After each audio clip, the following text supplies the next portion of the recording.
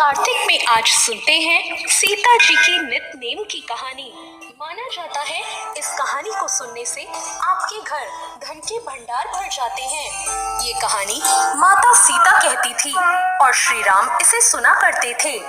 एक दिन भगवान श्री राम को किसी काम से जाना पड़ा तो माता सीता कहने लगी, भगवान मेरा तो 12 वर्ष का नित नियम है, अब आप बाहर जाएंगे तो मैं अपनी कहानी किसे सुनाऊंगी।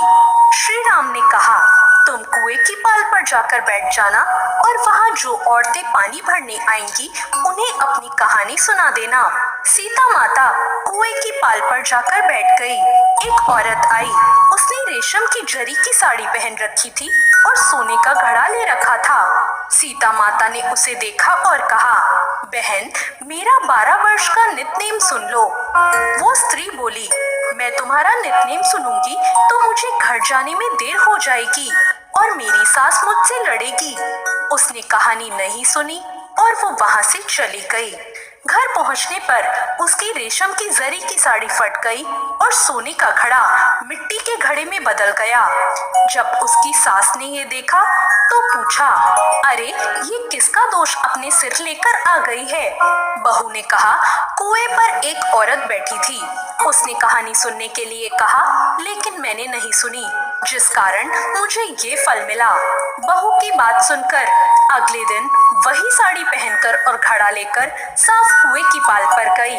सास को वही माता सीता बैठी हुई मिली तो माता सीता ने उससे भी कहा, बहन मेरी कहानी सुन लो।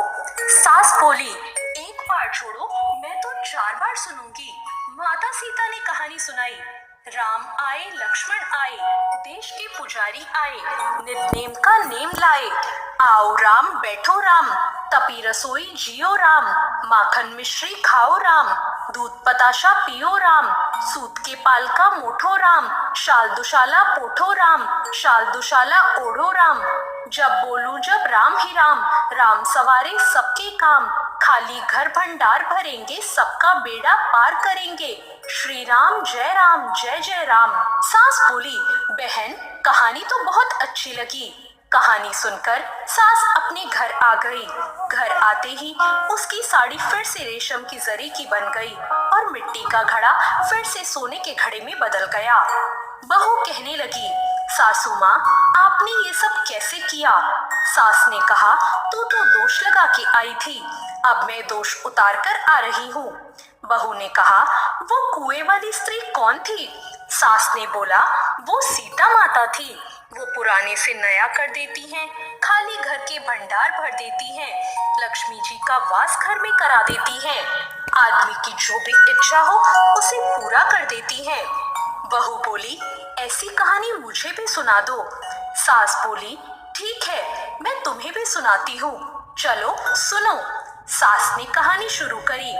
राम आए लक्ष्मण आए, देश के पुजारी आए, नितनेम का नेम लाए। आओ राम बैठो राम, तपी रसोई जियो राम, माखन मिश्री खाओ राम, दूध बताशा पियो राम, सूत के पल का मोठो राम, शाल दुशाला पोठो राम, शाल दुशाला ओढ़ो राम।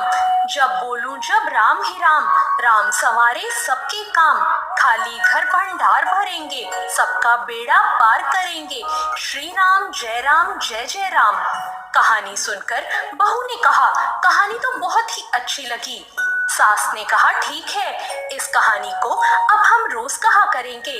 अब वो सास बहू रोज सवेरे उठती, नहाती धोती और पूजा करने के बाद नितनेम की सीता जी की कहानी कहती। एक दिन उनके यहाँ एक पड़ोस की औरत आई और बोली, बहन जरा सी आंच देना। तो वो बोली, आंच तो अभी हमने जलाई ही नहीं। पड़ोसन ने कहा, तुम सुबह 4 बजे से उठकर क्या कर रही हो। उन दोनों ने कहा, सुबह उठकर हम पूजा करते हैं, फिर माता सीता की नितनेम की कहानी कहते हैं। पड़ोसन ने उनकी बात सुनकर कहा, माता सीता की कहानी कहने से तुम्हें क्या मिला। वो बोली, इनकी कहानी कहने से घर में भंडार भर जाते हैं, सारे काम सिद्ध होते हैं, मन की इच्छा भी पूरी होती है। पड़ोसन ने कहा, बहन ऐसी कहानी है तो मुझे भी सुना दो। वो बोली, ठीक है कहानी तुम भी सुन लो। और उन्होंने वही कहानी उस पड़ोसन को भी सुना दी। सारी कहानी सुनने के बाद पड़ोसन कहने लगी, बहन कहानी तो मुझे बहुत अच्छी लगी। अब वो पड़ोसन भी नित्य नेम की सीता माता की कहानी रोज कहने लगी। कहानी कहने से सीता माता ने पड़ोसन के घर के भंडार भी भर दिए। अब तो पूरे मोहल्ले में नित्य नेम की कथा चल पड़ी। हर किसी की मनोकामना पूरी होने लगी। हे सीता माता, जैसे आपने उनके घर के भंडार भरे,